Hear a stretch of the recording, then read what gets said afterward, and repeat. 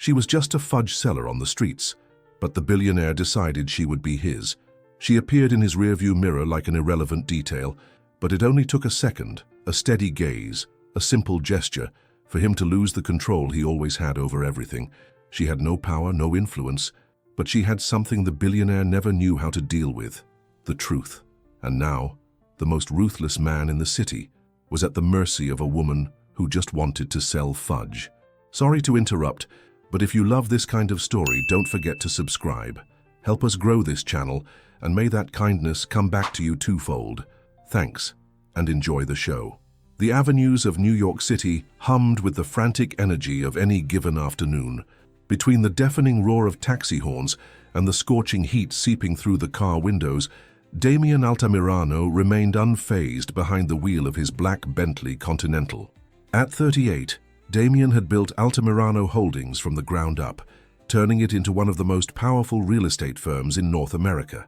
His face frequently graced the covers of business magazines, always with that impenetrable expression that had earned him the nickname the Iceman among his competitors. Few knew the real reason behind that coldness. 7 years ago, Damian had lost all capacity to trust when he discovered his fiancée, Veronica, was only interested in his fortune and was having an affair with his then best friend. Since then, he had taken refuge in his work, building an unbreachable wall around his emotions. The luxury vehicle stopped at a red light at the intersection of Broadway and 57th Street. Damian was distractedly checking emails on his phone when a soft tap on the window interrupted him. Normally, he wouldn't have even looked up, but something in the rhythm of that knock caught his attention. On the other side of the tinted glass was a young woman who stood in stark contrast to the grey asphalt. She wore a simple yellow dress and carried a small box decorated with colourful ribbons. Her dark hair was pulled back in a messy ponytail, and beads of sweat dotted her forehead, but what truly captured Damian's attention was her smile, as genuine and luminous as any he had seen in years. "Homemade caramel fudge, made this morning, only $5 a box," she announced with an enthusiasm that was almost bewildering in that sea of weary faces. Against all odds and surprising himself, Damian lowered the window. "Are they any good?" he asked, his voice softer than usual. The young woman, who looked no older than 25, widened her smile even more. "The best in the city, sir. My grandmother's recipe from Savannah. I'll give you your money back if you don't like them," she replied with a confidence that didn't seem rehearsed. Her name was Isabella Garcia, she told him, as she showed him the different varieties of fudge. Damian noticed her small but strong hands, with a few burn scars that betrayed her craft as a confectioner. "I'll take the whole box," he decided, holding out a $50 bill. "Keep the change." Isabella's reaction wasn't what he expected. Instead of thanking him effusively as others would, she frowned slightly and reached into her apron. "That's not necessary. I have exact change," she insisted, carefully counting out several bills and coins that she placed in Damian's hand along with the box of fudge. Her response baffled him.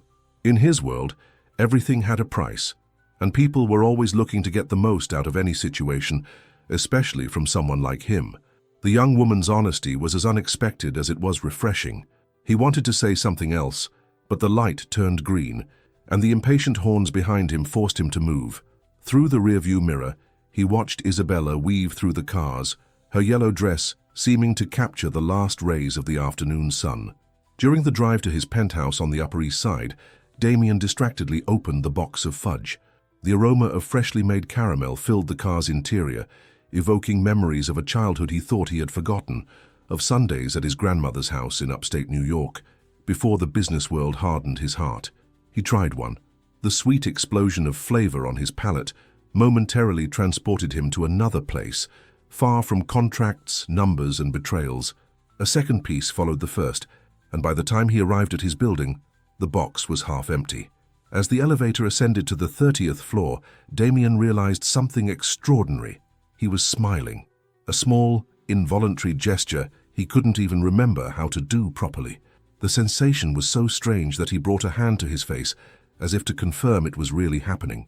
That night, standing before the floor-to-ceiling window of his luxurious apartment overlooking Central Park, Damian contemplated the city lights with the empty fudge box in his hands. For the first time in years, something had managed to pierce his emotional armor, Something as simple as a sincere smile and a sweet treat made with care. "Isabella," he murmured, savoring the name as he had savored the fudge. For a reason he couldn't quite grasp, he wanted to see her again. Not in the way one desires an object or a fleeting conquest, but in the way one yearns for something authentic in a world of falsehoods. The most calculating businessman in New York had experienced something that wasn't in his plans, the awakening of emotions he thought were dead, sparked by a fudge seller on a random corner of the immense city. And though he tried to tell himself it was foolish, that he would forget by morning, something inside him whispered that this chance encounter would change his life forever. In the days that followed, Damien Altamirano's routine underwent a subtle but significant change. The man who never deviated from his path for anything or anyone began altering his route to the Altamirano Holdings headquarters. "It's just because there's less traffic on this avenue at this hour," he justified to Rodrigo, his trusted driver, who watched him with a confused expression in the rearview mirror. The experienced employee, who had worked for Damien for 8 years, knew perfectly well that traffic in that area was considerably worse, but he simply nodded. The truth Damien refused to admit was much simpler, and at the same time, terrifying. He was looking for the fudge seller. Every red light became an opportunity, every corner a possibility. His eyes, normally fixed on his tablet screen reviewing real estate projects, now scanned the sidewalks with an unusual intensity. It was on the 3rd day that he finally found her. Isabella was at the same intersection, in her simple dress, this time a turquoise blue, and her decorated fudge box. Seeing her, Damien felt a flip in his stomach he hadn't experienced since he was a teenager. "Stop here," he ordered Rodrigo, who complied immediately. Damien lowered the window and gestured for her. Isabella's face lit up when she recognized him. "The fudge gentleman," she exclaimed with a smile. "Did you like them?" "They were delicious," he admitted. "So much so that I've come back for more." As she showed him the new varieties she had prepared that morning, chocolate with chili, macadamia nut, and sea salt caramel, Damien found himself asking about her day, about how she learned to make fudge, insignificant details that would normally not interest him at all. "My grandmother taught me," Isabella explained. "In Savannah, she had a small candy shop. When she got sick and came to live with us in the city, she passed on all her secrets." For the first time in years, Damien held a conversation that didn't involve business acquisitions or contracts. The light changed several times, but he remained there, ignoring Rodrigo's impatient glances and the sound of his phone vibrating with calls from the office. When he finally said goodbye, he had 3 boxes of fudge and something more valuable, Isabella's full name, and the knowledge that she would be at that same spot on Tuesdays, Thursdays, and Fridays. That afternoon, in the privacy of his office with a panoramic view of the city, Damien did something he hadn't done in his entire career. He cancelled 2 important meetings and locked himself in for an hour, not to analyze proposals or review balance sheets, but to stare at the boxes of fudge on his desk while trying to understand what the hell was happening to him. The next day, he did what he always did when he needed information. He hired a private investigator.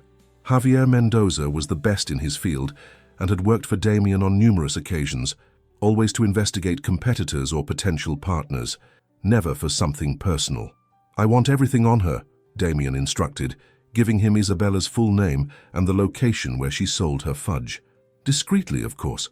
"As always, Mr. Altamirano," Mendoza assured him, though he couldn't hide a curious glance.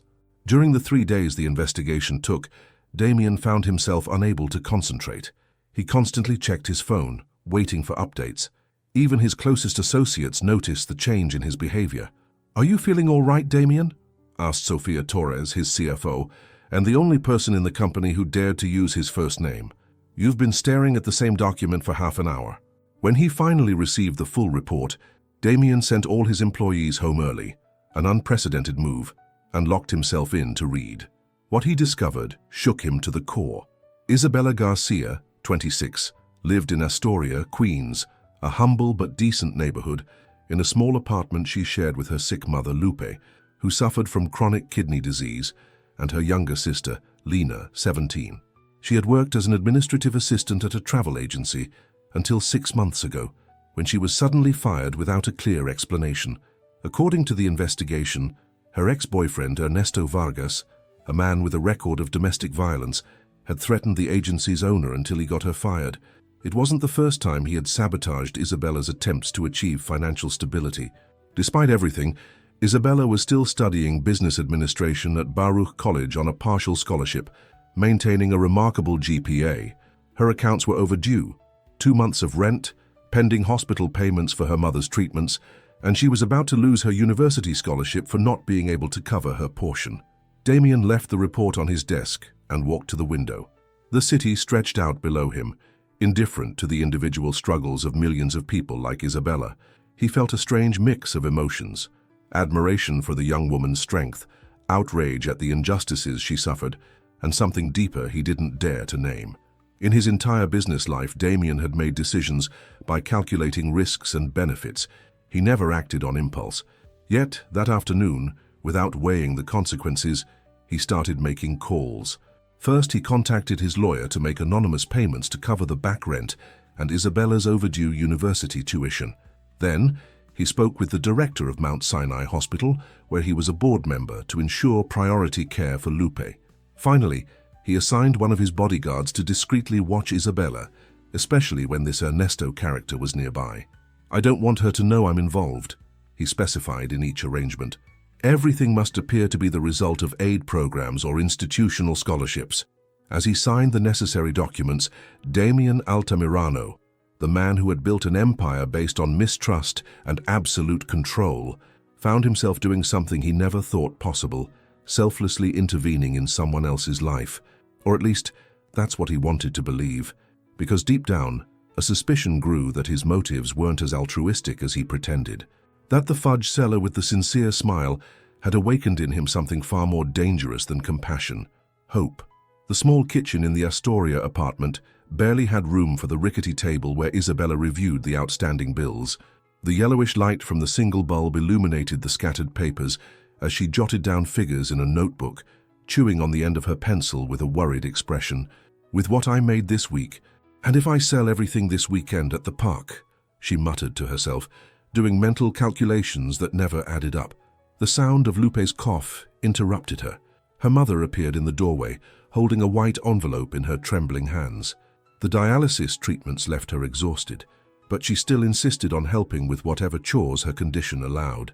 "This came from the landlord, honey," the woman said, with a weak voice and a look of anguish. They both knew what it meant. Another eviction notice, surely. Isabella took the envelope and opened it with trembling fingers, mentally preparing for the bad news. But what she found inside left her breathless. It was an official receipt from the building management, confirming the full payment of the 3 overdue months of rent. Attached was a small folded piece of paper with a handwritten note. "From an admirer of your fudge." "What is it?" Lupe asked, noticing her daughter's sudden pallor. Someone paid all the back rent, Mum," Isabella replied in an incredulous voice, showing her the receipt. The older woman quickly made the sign of the cross. "It's a miracle, daughter. God heard our prayers." That night, Isabella couldn't sleep. Who could have done something like this? She mentally went through her list of regular fudge customers, but none seemed a likely candidate for such a gesture. She thought of the man in the Bentley, but quickly dismissed the idea. He had been kind, yes, but to pay 3 months' rent. The next morning brought another surprise. When she arrived at the School of Business at Baruch College to discuss her scholarship situation, the registrar's secretary greeted her with an unusual smile. "Miss Garcia, I was just about to call you. Your situation has been resolved." "Excuse me? Your account has been paid in full. You even have a credit for next semester."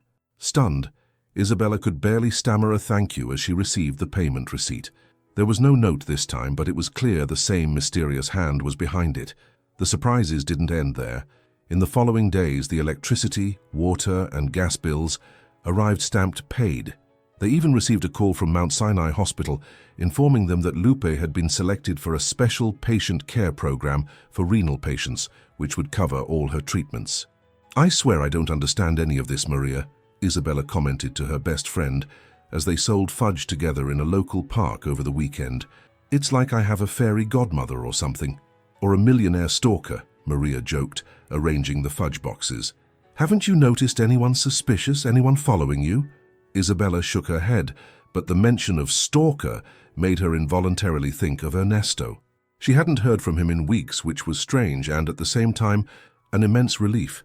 What Isabella couldn't know was that, at that very moment, Damian Altamirano was watching the whole scene from his Bentley parked at a safe distance.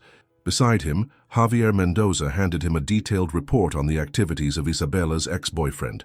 "We have him under surveillance, Mr. Altamirano. After your men had that chat with him, he's kept his distance. But he's still a risk." Damian nodded gravely. The chat had consisted of two of his bodyguards informing Ernesto that any approach toward Isabella would have very unpleasant consequences. It wasn't a permanent solution, but it bought time. "It's not enough," Damian muttered, his eyes fixed on the young woman smilingly serving a family buying her fudge. "She needs stability, financial independence, something no one can take away from her." Watching her from afar produced a strange mix of feelings. On one hand, satisfaction at seeing that his interventions had eased her situation. On the other, a growing unease. What was he really trying to do? Was it simple altruism, or was there something more? And what would happen when she found out he was manipulating her life? That afternoon in his office, Damian summoned Carmen Valdez, his director of human resources, an elegant and efficient woman who had managed the staff of Altamirano Holdings for years. "We need an administrative assistant for the Special Projects Department," he announced without preamble. "For the department that doesn't exist?" Carmen asked, arching an eyebrow. "For the department we're creating," Damian corrected. "I'm looking for someone specific, young with a background in business administration, adaptable, with initiative." Carmen, too shrewd not to detect something unusual, watched him with curiosity.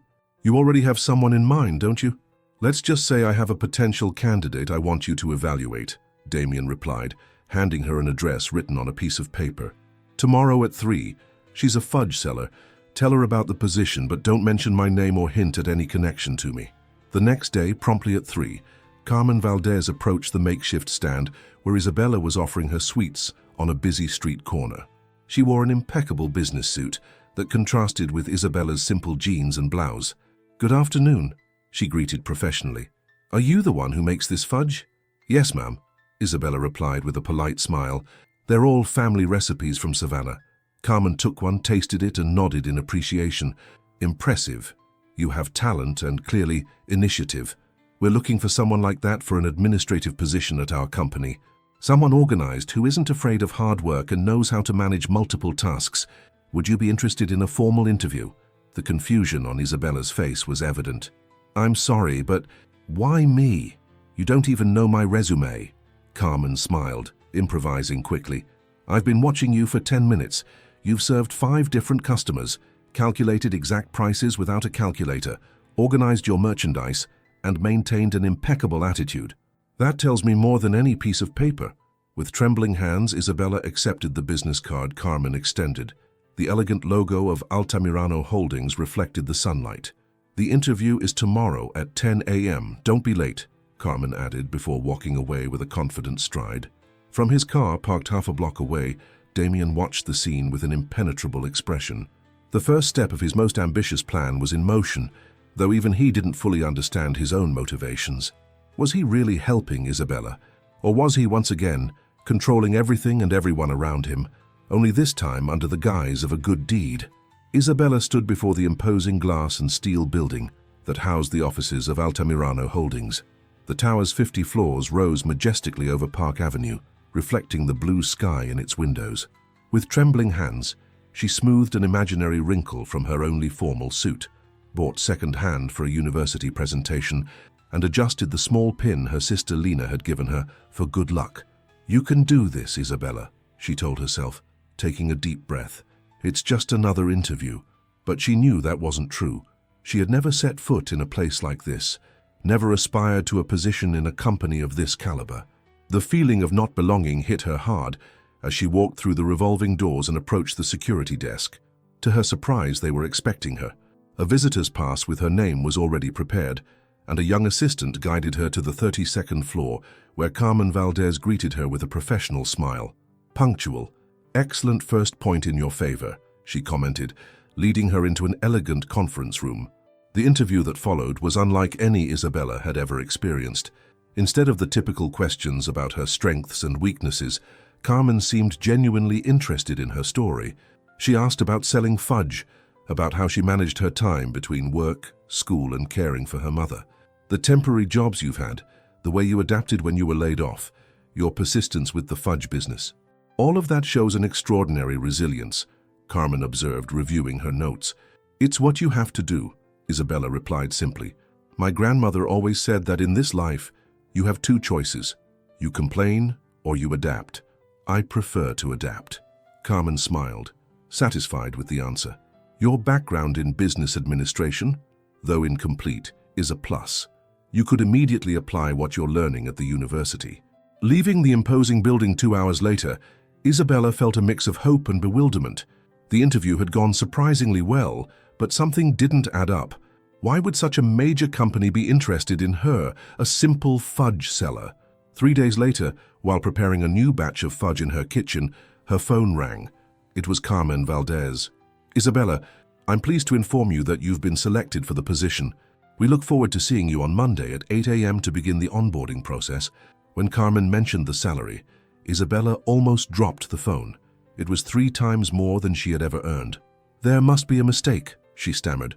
No mistake, Carmen assured her. That's our starting salary for administrative assistants. You'll also have full benefits, comprehensive medical insurance that extends to immediate family, and a flexible schedule so you can continue your studies. When she hung up, Isabella stood motionless in the middle of the kitchen. Her mother and sister, who had overheard the entire conversation, rushed to hug her. The 3 of them cried together, a mixture of tears of joy and relief after so many months of financial distress. It's one miracle after another, Lupe murmured, kissing her daughter's forehead. God is watching over us. On her first day of work, Isabella arrived an hour early. She wore a new suit, the first one bought specifically for her, not a hand-me-down or second-hand, and her hair was pulled back in an elegant bun that Lena had helped her with. Laura Mendez, the executive assistant in charge of her onboarding, greeted her warmly and began showing her around the facilities. This will be your desk, she explained, pointing to a modern, well-equipped workspace. You'll be working primarily with the special projects team, although for now you'll be under my direct supervision. As Laura explained the computer systems, they passed by a glass-walled conference room. It was then that Isabella saw him. The man from the Bentley, the one who had bought her fudge several times, was sitting at the head of a meeting table, reviewing documents with a stern expression. As if he felt her gaze, the man looked up. Their eyes met through the glass for a brief instant that seemed to freeze time. Isabella felt a jolt in her stomach, a strange certainty that none of this was a coincidence. Laura, noticing her expression, followed her line of sight. Oh, that's Mr. Damian Altamirano, the president and founder of the company, she explained in a low voice. He doesn't usually interact much with new employees, so don't worry about him. He has a reputation for being rather intense. Isabella nodded, but the feeling lingered. There was more to this story, a connection she didn't fully understand. However, she decided to focus on what was in front of her, an opportunity she couldn't afford to waste. The following days confirmed it had been the right decision. Isabella adapted to her new environment with astonishing speed. Her work ethic, her attention to detail, and above all, her positive attitude impressed all her colleagues. Where others saw problems, she found practical solutions. Where conflicts arose, she mediated with the same warmth with which she served her customers at the traffic lights. I've never seen someone integrate so quickly, Carmen commented to Damien during one of their weekly meetings. She has exceeded all our expectations. From the security of his top-floor office, Damien discreetly observed Isabella's performance. He told himself he was just monitoring his investment, ensuring the young woman was truly worth the opportunity he had given her. But the truth, which he refused to admit even to himself, was much simpler and more terrifying. He couldn't stop watching her. In meetings where she took notes, his eyes constantly drifted to her. During lunches in the corporate cafeteria, he found himself listening for the sound of her laughter amid the general murmur. He had even memorized her schedule, to casually run into her in the elevator. This is insane, he reproached himself each night, looking at the city lights from his lonely penthouse. She's an employee, a kid compared to you. And after Veronica, I swore never again.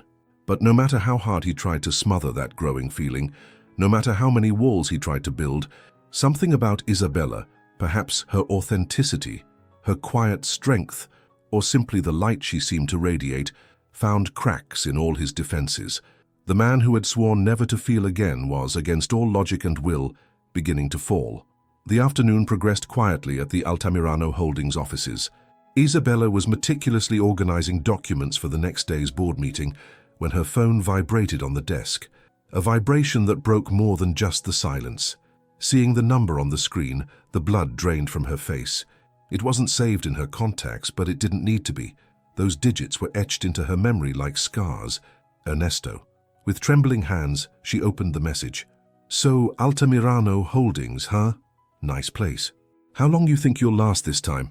Panic seized her. How had he found her? Who had told him where she worked? She blocked the number immediately, but the peace she had built over the past few weeks was crumbling like a house of cards. The following days confirmed her worst fears. When she blocked one number, messages would come from another. Subtle at first, then increasingly aggressive. "You look pretty in that blue suit. Did your new boss buy it for you? You won't last a month there, you always come crawling back.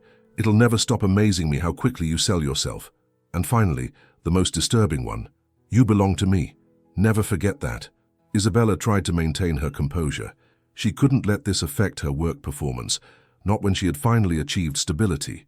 She changed her routes to work, asked Lena to accompany their mother to medical appointments, and avoided going out alone. But Ernesto always found ways to let her know he was watching. One day, Laura handed her an envelope that a courier had left. Inside was a photo of her entering the building that very morning. Another day, she found a bouquet of withered carnations on her desk with a card. "This is how your career will end? Withered." Despite her efforts to hide it, her anxiety began to show. Deep, dark circles under her eyes, jumping at any loud noise, her smile increasingly forced. "Is everything okay, Isabella?" Carmen asked one afternoon, watching her with concern. "Yes, just late nights studying," she lied, ashamed to admit the truth. On Friday, nearly 3 weeks after the first message, Isabella left the office late. She had been working on an urgent report and barely noticed as the building emptied out. Arriving at the underground parking garage, she walked quickly toward the bus stop, clutching her purse tightly. She didn't hear the footsteps behind her until it was too late. A strong hand grabbed her arm, spinning her around sharply. "Finally alone," said Ernesto, with that twisted smile she had grown to fear. At 32, Ernesto Vargas still had the athletic build from his days as a personal trainer, where they had met when Isabella worked reception at the gym. His surface-level charm concealed a controlling and violent personality she had taken too long to discover. "Let go of me," Isabella demanded, trying to pull away. "How did you get in here?" "I have my ways," he replied, tightening his grip. "What do you think of this place? A bit fancy for someone who sold fudge on the street. What did you have to do to get it, huh?" "Work hard," she shot back, lifting her chin. "Something you'd never understand." The taunt enraged Ernesto. His face twisted into a mask of fury as he brought his face close to hers. "You think you're better than me now? With your little job at this rich people company? You think you've escaped?" His voice dropped to a threatening whisper. "I always ruin everything good you get. Remember, it's our favorite game." "We don't have any more games," Isabella retorted, fighting the fear that threatened to paralyze her. "It's over. Get it through your head." "It's over when I say it is," he snarled, shaking her. "I believe the lady has made herself clear." The cold, authoritative voice cut through the air like a knife. They both turned to see Damian Altamirano striding toward them with purpose. He was dressed in an impeccable suit, and his expression was so icy it could have frozen hell over. Ernesto, instinctively recognizing someone with power, loosened his grip on Isabella but didn't let go completely. "This is a private matter," he said defiantly. "Any altercation that occurs on my property involving one of my employees is my matter," Damian replied, stopping a few feet away. He hadn't raised his voice, but every word was laden with authority. "I suggest you let her go. Now." The tension was palpable. Ernesto looked at Damian, weighing his options, then at Isabella, and finally released her arm with a dismissive shove.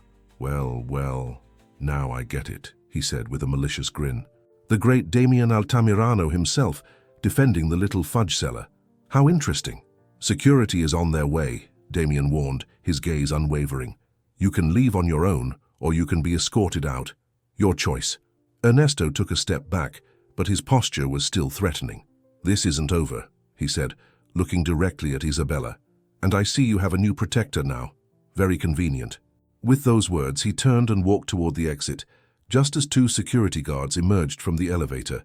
Damien approached Isabella, who was trying to control the trembling in her hands. "Are you all right? Do you need medical attention? I can call the police if you want to file a report." "I'm fine," she answered, rubbing the arm that would surely bruise. "And no, thank you.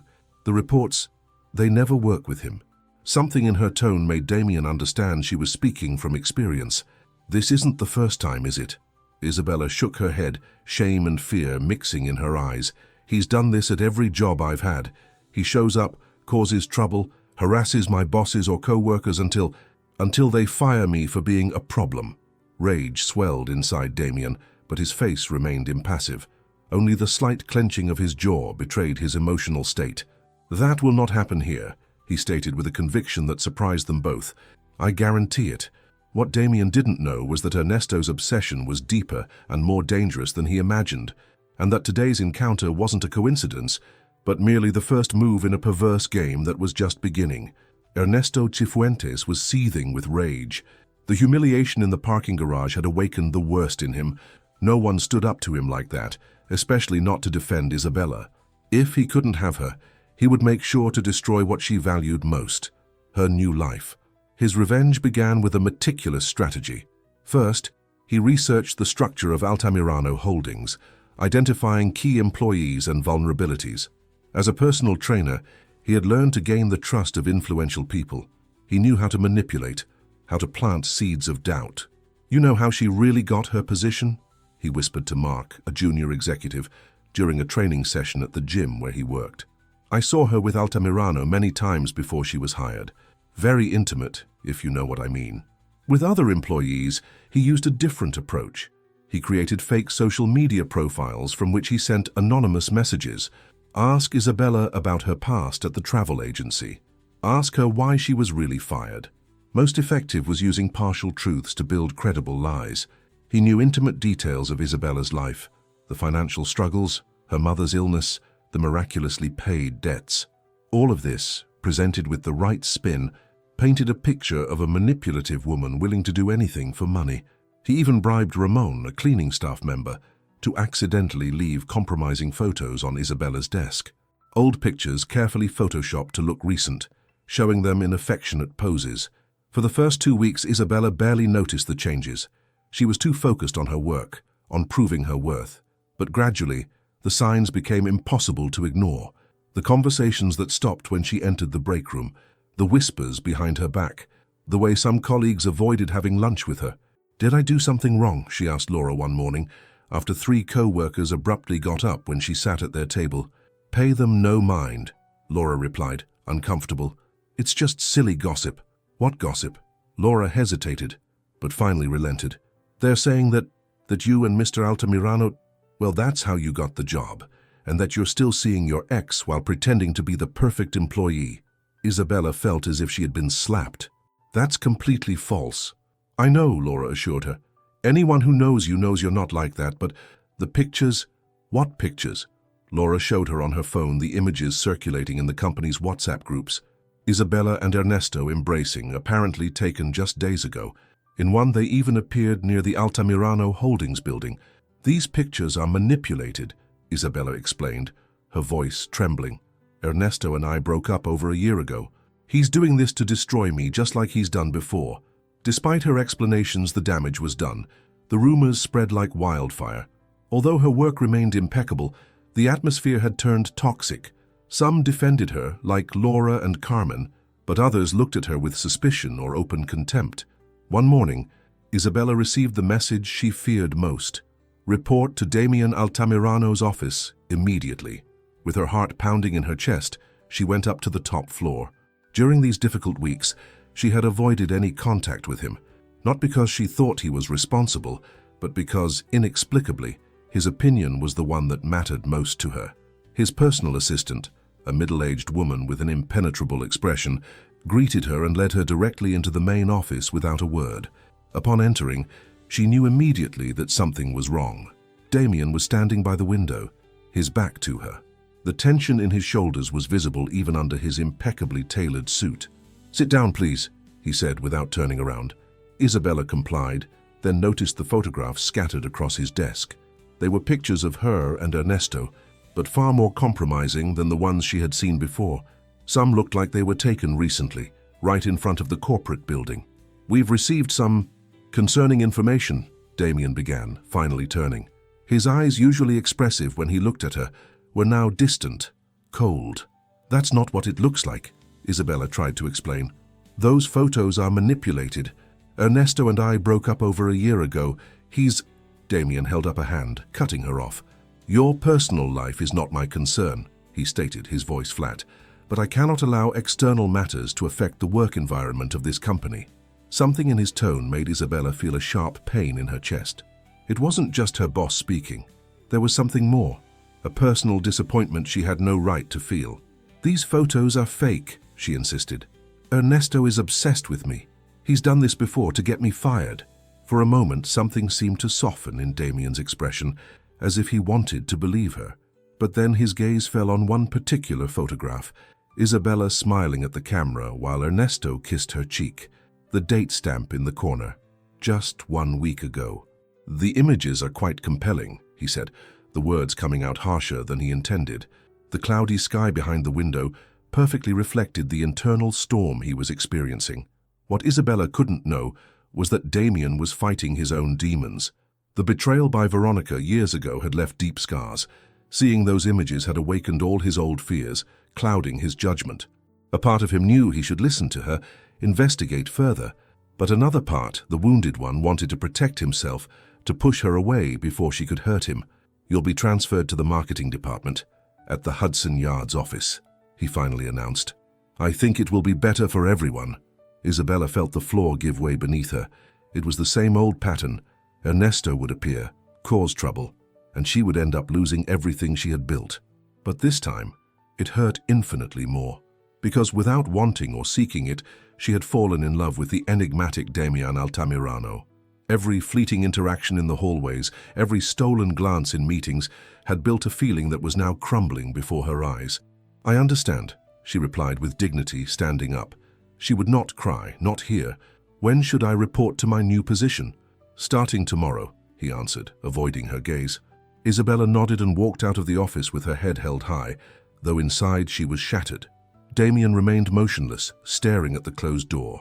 A voice inside him screamed that he had just made a grave mistake, that he was letting the ghosts of his past destroy something potentially precious. But the fear of being hurt again was stronger. What neither of them knew was that, at that very moment, Ernesto Vargas was in a nearby coffee shop, smiling as he looked at his phone. The first phase of his plan had worked perfectly. He had separated her from her protector. Now he could move on to the next stage. 3 days after Isabella's transfer, Laura Mendez stood before the imposing mahogany door that separated Damien Altamirano's office from the rest of the world. Her hand trembled slightly before she knocked. As an executive assistant, she knew she was crossing a line that could cost her her job, but her sense of justice was stronger than her fear. She had spent the last 2 days piecing things together, fueled by a gnawing certainty that a terrible injustice had occurred. It started with a quiet conversation in the break room with one of the new interns, who mentioned a creepy guy at his gym, a trainer named Ernesto, bragging about getting his ex fired from her new corporate job. That tiny breadcrumb led Laura down a rabbit hole of discreet inquiries and late-night social media sleuthing. "Come in," Damien's voice resonated from within. Laura entered, finding him reviewing documents with a severe expression. Since Isabella's departure, his temper had grown colder, his words sharper. Everyone in the company had noticed. The air in the executive suite, once merely formal, was now thick with a palpable tension. "Mr. Altamirano, forgive the interruption," Laura began, her voice firmer than she expected. "I know this isn't my place, but there's something you need to know. About Isabella Garcia." Damien looked up, his face impassive except for an almost imperceptible twitch in his jaw at the mention of her name. "What about Ms. Garcia?" "The truth, sir. What's really been happening." For the next 20 minutes, Laura meticulously laid out everything she had discovered. She spoke of how Ernesto had systematically contacted key junior employees, spinning lies and planting doubts. She mentioned the cleaner, Ramon, who confessed under pressure from the head of maintenance that he'd been paid $200 to place the photoshopped pictures on Isabella's desk. She presented screenshots of anonymous, harassing messages sent from burner accounts that she had traced back to an IP address associated with Ernesto's gym. She had statements from 2 other female colleagues who had received unsettling DMs after being friendly with Isabella. And most importantly, she concluded, pulling a USB drive from her purse, the photos were manipulated. We have proof. Gilbert from the graphic design department analyzed them. He found clear traces of digital alteration, inconsistent lighting, pixelation around the edges of their figures. Here is his full technical report. As Damien reviewed the contents on his computer, his face a mask of stone, Laura added what many in the office had already started to piece together. Isabella isn't colluding with that man, sir. She's being stalked, terrorized by him. And we all started realizing it far too late. Damien's face remained inscrutable, but his knuckles turned white from the force with which he gripped the mouse. The report was undeniable, a clinical dissection of a vicious lie. He saw the layered images, the mismatched date stamps, the subtle cloning of backgrounds used to place Isabella and Ernesto in locations they had never been together recently. Thank you, Laura. You may go. As soon as the door closed, Damien shot up from his chair. A roar of raw frustration, a sound no one in that building had ever heard from him, escaped his throat as he slammed both fists onto the solid oak of his desk. He had been played. Manipulated not just by Ernesto, but by his own demons, by his paralyzing fear of trusting, of being vulnerable again. He had let the shadow of Veronica poison the one pure, genuine thing that had entered his life in years.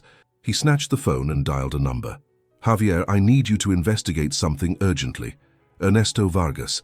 Everything about him, especially any complaints or criminal records. I want it yesterday. That night, Damien didn't sleep. Every new piece of information that Javier Mendoza's team sent over was another twist of the knife of guilt in his chest. Ernesto Vargas had 3 prior domestic violence complaints filed against him, all subsequently dropped under suspicious circumstances. 2 expired restraining orders from 2 different women, records of termination from 3 high-end gyms for inappropriate behavior with female clients. The most damning evidence was the pattern in Isabella's work history. Every job she'd held for the past 2 years ended similarly.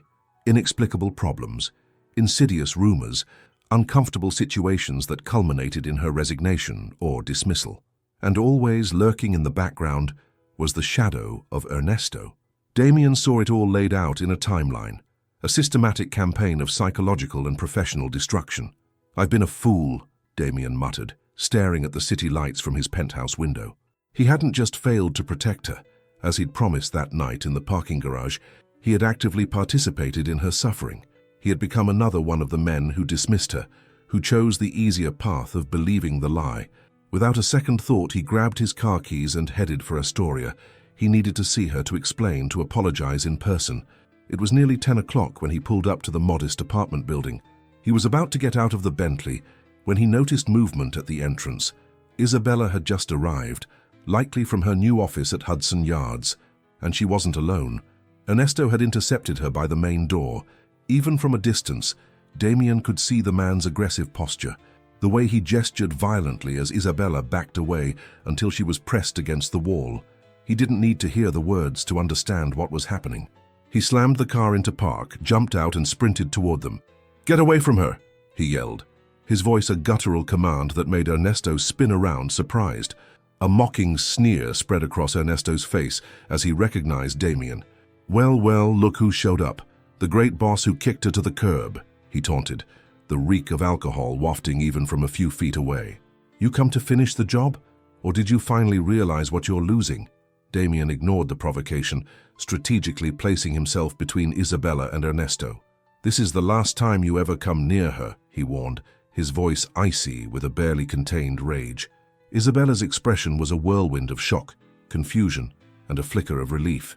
She couldn't comprehend why Damien was there, but his imposing presence had shattered the dangerous tension of the moment. Ernesto, furious at the interruption and emboldened by alcohol, threw a clumsy punch at Damien. It was a grave mistake. What the stalker didn't know was that the billionaire had practiced Aikido for years, a discipline he'd taken up after his split with Veronica as a way to channel his anger and frustration. With a fluid, economical movement, Damien sidestepped the blow, gripped Ernesto's arm, and used his own momentum to throw him off balance.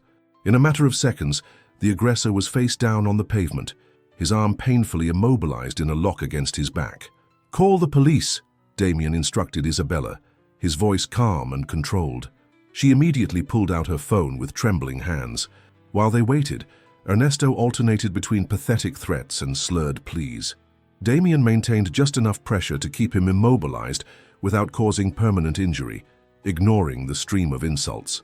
When the patrol car arrived 17 minutes later, the officers seemed initially uninterested, treating it as a standard domestic dispute. That changed the moment Damien identified himself. The name Altamirano unlocked doors that might have otherwise remained shut in the city's sprawling legal system. Not only did they arrest Ernesto, but a precinct captain was on the phone with Damien's head of security within minutes, assuring him the case would be handled with the utmost seriousness.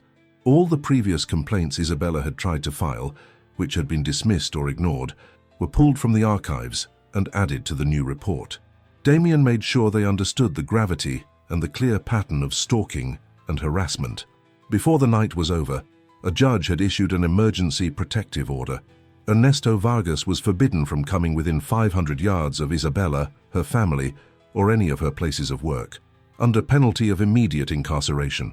As they watched the patrol car drive away with Ernesto handcuffed in the back, an uncomfortable silence settled between them. There was so much to say, so much to explain.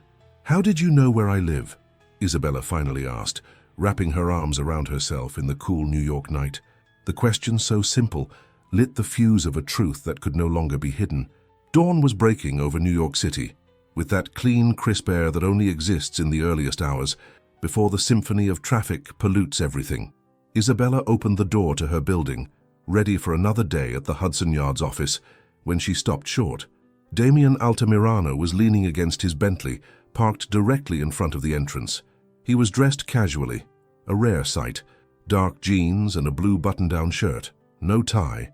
He looked as if he hadn't slept all night, with the shadow of a beard softening his usually severe features. "Good morning," he said, straightening up. "I know this is unexpected. I didn't want to bother you, but we need to talk." There was something different in his voice, in his gaze. The calculated coldness that defined him had been replaced by something Isabella had never seen in him, genuine vulnerability, perhaps even remorse. "Do you have time for coffee before work?" he asked, gesturing to a small diner on the corner. "We can walk. It's a simple place where no one will recognize us." Maria's place was one of those family-owned diners that heroically resisted the invasion of corporate chains. It had vinyl booths, walls decorated with faded photos of Astoria, and the unmistakable aroma of fresh coffee and bacon. The owner, a bustling woman with a colorful apron, greeted them as if they were regulars. They sat in a booth at the back, away from the window. The contrast between Damien and the humble setting was almost comical, yet strangely, he seemed more relaxed here than in his panoramic view office. After they ordered, an awkward silence settled between them. Damien fiddled with a sugar packet, searching for the right words. "First, I want to apologize," he finally began, his voice low, "for believing those lies, for not trusting you, for the transfer. It was unfair and cowardly of me." "Accepted," Isabella replied, though her eyes told him she needed more than a simple apology. Damien took a deep breath. It was now or never. "There's something else you need to know, something that explains how I knew where you live, and also many other things." For the next half hour, as their coffee grew cold, Damien opened his heart completely for the first time in a decade. He told her how he'd first noticed her at that stoplight, selling fudge under the relentless sun. How her genuine smile had pierced through all his defenses. How he hadn't been able to get her out of his mind in the days that followed. "I had you investigated," he admitted, not daring to meet her eyes. "I hired Javier Mendoza, my trusted PI. He was the one who discovered your situation, your mother's illness, your sister, the financial difficulties, your struggle to stay in college. He also found out about Ernesto and how he'd sabotaged your previous jobs." Isabella visibly tensed, her hands tightening around her coffee mug. "It was you who paid the back rent, the tuition, my mom's treatment?" Damien nodded slowly. "And it was you who orchestrated the job offer, wasn't it? Carmen Valdez didn't find me by chance." "Yes," he confessed, "although your hiring was completely on merit. Carmen would never have moved forward if she hadn't seen your potential. Isabella fell silent, processing the flood of information. 1,000 emotions crossed her face: shock, confusion, indignation, and something else that Damien didn't dare to identify. "Why?" she finally asked, her voice barely a whisper. "Why do all of this for a stranger?" Damien looked out the window for a moment, as if searching for the answer in the morning bustle of Astoria. "Because you made me feel something I thought was dead inside me," he answered with raw sincerity. 10 years ago, my fiancée, Veronica, betrayed me with my best friend and business partner. It wasn't just an affair. They were planning to strip me of my company, which was just starting to grow. I found out in time, but the damage was done. He paused, the memory still sharp. After that, I swore no one would ever get close enough to hurt me again. I built walls around my heart, became the cold man everyone knows. The Iceman, they call me, and it worked. Until I saw you at that stoplight. His eyes finally met hers across the table. Your smile, your dignity in the face of hardship, your refusal to take extra money, it all woke something up in me. When I learned about your problems, I wanted to help, but I didn't know how to do it directly. I was wrong about so many things, especially in letting my fear of being deceived again make me believe Ernesto's lies. Isabella remained quiet for so long that Damien began to fear the worst. Finally, she let out a long, slow breath. "I have a confession too," she said, surprising him. "From the first day at Altamirano Holdings, I suspected you had something to do with my being hired. There was something in the way you looked at me, as if you already knew me. And when everything started to fall apart, what hurt the most wasn't the transfer itself, but thinking that you had given up on me." A single defiant tear slipped down her cheek. "For weeks I couldn't understand why I cared so much about your opinion, why your distance affected me so much. Now I know." Damien's heart lurched. With a tentative gesture, he reached his hand across the table, his fingers barely brushing hers. "I didn't give up," he said, his voice hoarse with emotion. "I made a mistake, and I promise you, if you give me a chance, I will never doubt you again." That slight contact between their fingers communicated more than any elaborate speech. It was the gesture of a man who, for the first time in a decade, was lowering all his defenses, risking everything to feel again. "Can we start over?" he asked, as vulnerable as he'd ever allowed himself to be. Not as boss and employee, but as Damien and Isabella.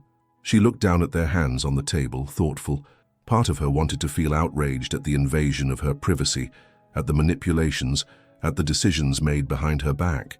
But another, perhaps deeper part, understood the wounded man behind the powerful tycoon. She understood perfectly what it meant to build walls for protection. Slowly, a smile spread across her face, the same warm, genuine smile that had captivated him that day at the stoplight. She turned her hand over, lacing her fingers with his. "I think we already have," she answered softly. The morning sun slanted through the diner window, illuminating their joined hands on the table. Maria, from behind the counter, watched them with a knowing smile, like someone who recognizes the beginning of something that, against all odds, is destined to bloom. "Iceman billionaire melts for former street vendor," proclaimed the headline on page 6 the next morning.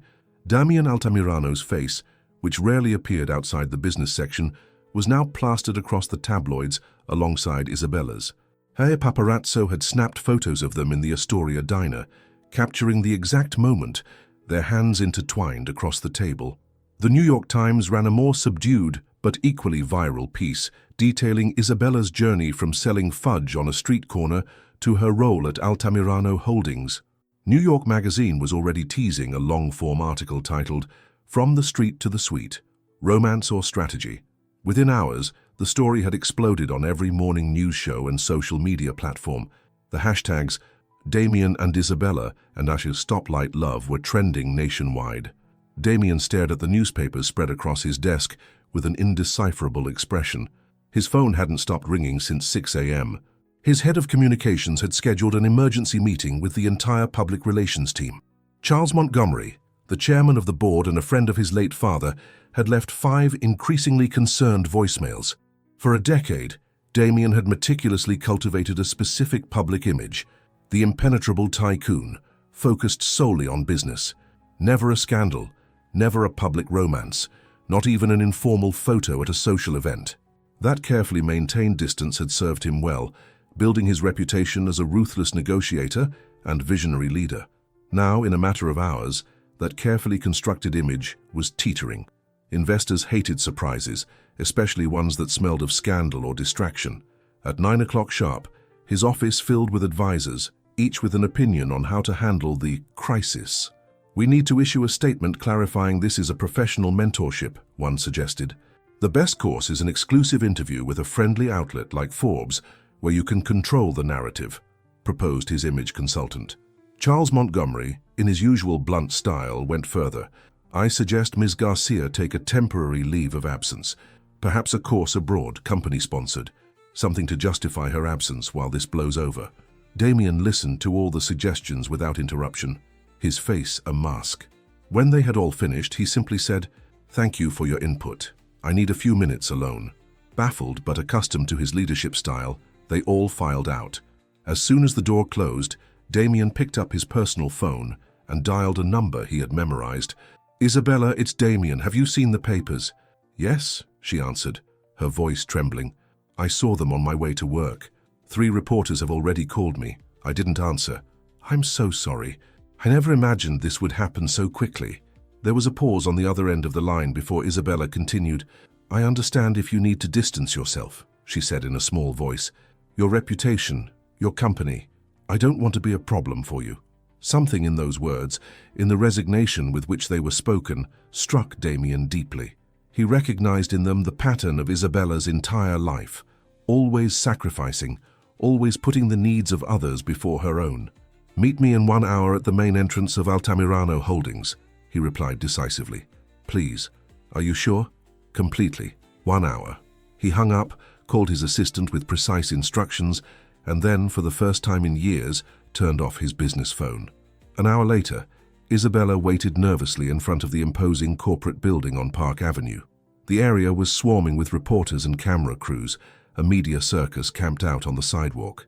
Isabella felt exposed, vulnerable under the glare of 100 lenses. At 11 o'clock on the dot, the main doors opened. Damian Altamirano appeared, impeccable in a dark grey suit, walking with determined steps directly toward her. Without a moment's hesitation, in front of everyone, he took her hand and laced his fingers through hers. "What are you doing?" Isabella whispered, intensely aware of the photographic frenzy that simple gesture had just unleashed. Damien's eyes, usually cold before cameras, shone with a warmth that completely transformed his face. "I'm choosing what actually matters," he replied in a low voice, before turning to the reporters who were now swarming them. "Yes, Isabella Garcia and I are together," he declared, his voice clear and firm, carrying over the shouted questions. "No, I will not be providing details about our private life, and any negative or defamatory speculation will result in immediate legal action." Without taking questions, he led Isabella back toward the building, ignoring the media chaos they left in their wake. As the doors closed behind them, muffling the reporters' shouts, Isabella found her voice in the sudden quiet of the elevator. "Are you absolutely sure about this? It could affect your image, your business." Damien gently took her face in his hands, his touch a stark contrast to his usual stoicism. "For the first time in 10 years, I am absolutely sure of something," he answered, his voice thick with emotion. "I built an empire, but I was living in a prison of my own making. You set me free from that." The elevator doors opened onto the executive floor. Dozens of employees watched in stunned silence as their legendarily private CEO walked proudly, hand in hand with Isabella, through the corporate halls. There was no grand declaration, only that simple gesture. And yet, that single act of courage communicated more than any press release or sensational headline. As they walked toward the boardroom where the executive team awaited, Isabella felt a strange mix of fear and determination. The path they were starting would not be easy, but for the first time in her life, she wouldn't be facing the obstacles alone. In choosing her publicly, Damien wasn't just risking his image, he was risking his newly thawed heart. And she, a lifelong fighter, was ready to fight for this too. 6 months had passed. New York City continued its frantic pace, but for Damien and Isabella, life had found a new, richer rhythm. The change in Damien was palpable. The man once known as the Iceman now smiled in board meetings. Isabella, in turn, had blossomed, her confidence soaring as she completed her degree. On a crisp May afternoon, Isabella graduated from Baruch College with honors. In the audience, Lupe wept with pride while Lena snapped endless photos. Beside them, Damien watched with a particular brilliance in his eyes. The following week, to the surprise of everyone at Altamirano Holdings, Isabella formally declined a generous promotion. "I need to build my own path," she explained to Carmen Valdez. "This company will always be a vital part of my story, but I need to prove to myself that I can succeed on my own." With Damien's moral support, but using her savings and a small business loan she secured herself, Isabella opened Sweet Encounters, a charming boutique fudge shop in the West Village. It specialized in the same artisanal fudge she once sold at stoplights, but now with sophisticated packaging and innovative flavors. The shop became a runaway success on its own merits, praised for its quality and Isabella's natural charisma. In just 4 months, she had hired 3 employees and was scouting locations for a second shop in Soho. Meanwhile, Damien stunned the business world by creating the New Beginnings Foundation, dedicated to supporting victims of domestic violence with job training and legal aid. He overhauled labor practices at his company, implementing more inclusive policies. The tabloids eventually lost interest, and when the couple appeared in public, it was with a newfound respect. One special evening in October, Damien took Isabella back to Maria's place in Astoria. The humble diner was closed to the public, lit with candles. "This is where we really began," he said, taking her hand, "and I wanted it to be here where we take the next step." From his pocket, he produced a small velvet box. Inside was a ring with a single elegant Mexican fire opal. "You've transformed my life," he said, his voice trembling slightly as he knelt beside her. "You taught me that vulnerability isn't weakness, that trust can be rebuilt. Will you marry me?" With tears in her eyes, Isabella smiled that same radiant smile from the stoplight. "Yes," she whispered, leaning in to kiss him. The following week, a discreet announcement of their engagement appeared in the papers. With each newspaper, a small box of gourmet fudge was delivered to the newsrooms with a card that read, "Sweet encounters lead to sweet promises." As the media buzzed about the unique gesture, the couple walked hand in hand through Central Park. "You know what's incredible?" Isabella asked, leaning her head on his shoulder. "This all started because of a red light." "It wasn't the red light," he replied, kissing her forehead. "It was your smile, the one that refused to give up." She had found a man who valued her for her strength. He had found a woman who taught him how to feel again. What began as a chance meeting between 2 different worlds had become proof that even in the most unlikely circumstances, destined hearts always find their way. 3 years later, the golden light of sunset bathed the sprawling lawns of an estate in upstate New York, where over 200 guests were celebrating the 3rd wedding anniversary of Damien and Isabella Altamirano. Under a massive ancient oak tree, a little girl of nearly 2, Valentina, took her first wobbly steps. Watching her was Lupe, her health remarkably improved after treatment at the Mayo Clinic, a gift from her son-in-law. "Look at Valentina, she's walking!" exclaimed Lena, now a student at the prestigious Culinary Institute of America. Damien rushed over, abandoning a conversation with the Secretary of Commerce, his face lit with a tenderness he never thought he'd possess. Valentina Altamirano Garcia, with her mother's expressive eyes and her father's stubborn determination, was the perfect culmination of their story. Isabella watched from the terrace, talking with Carmen Valdez and Laura Mendez, now board members of the New Beginnings Foundation. The organization had grown exponentially, becoming a leading national non-profit for empowering women. "We just got approval for our 5th shelter, this one in El Paso," Carmen explained. Isabella smiled. Her own business, Sweet Encounters, was now a national chain with stores in Chicago, Los Angeles, and a flagship in Savannah, honoring her grandmother. Forbes had named her to their 30 Under 30 list, highlighting her socially responsible business model, which prioritized hiring women from their foundation's programs. Damien, too, had transformed Altamirano Holdings. His focus on social responsibility was initially met with skepticism, but 3 years later the company's value had doubled, attracting a new generation of socially conscious investors.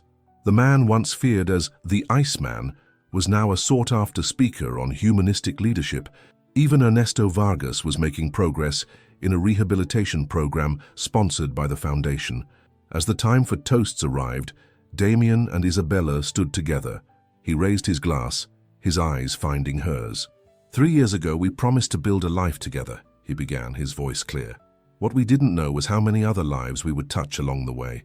When I look around, I see more than friends. I see a community. For everyone who has found refuge in our foundation, for every dream we've helped realize, but most of all for our beautiful Valentina, he continued, lifting their daughter into his arms. And for you, Isabella, who taught me that the most meaningful encounters happen when we least expect them. He paused, a playful smile on his face. And since you're all here, we have some news to share. We're expecting another baby, Isabella finished, beaming. Valentina is going to have a little brother in the spring. Cheers erupted. In that moment, Isabella knew their story was no longer just their own.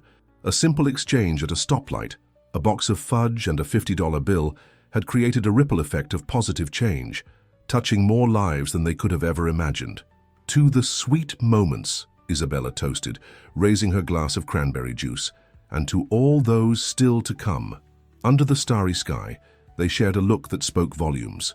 It was the silent acknowledgement that some encounters, however fleeting, are destined not just to change two lives, but to transform the world around them.